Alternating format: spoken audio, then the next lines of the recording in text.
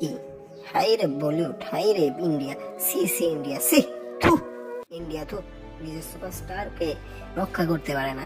এ কি সরকার? এই যতক্ষণ পর্যন্ত এই মোদির মতো এই হারামজাদার মতো সরকার থাকবো, কোন সময় ইন্ডিয়াতে কোনো সময় সুখ আসবে না। একজন ভালো তত্ত্বাবধান সরকার দেন।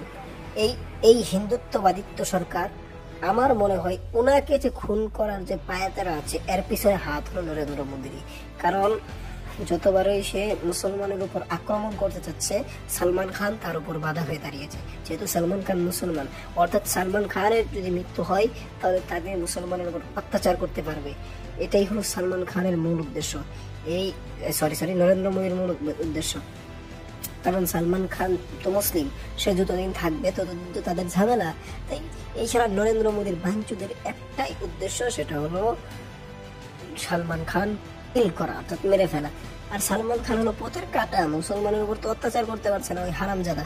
হাই রে হাই, ওই শয়তানটারে যত ঝামেলা। তো আজকের ভিডিওটি এই পর্যন্তই, ধন্যবাদ।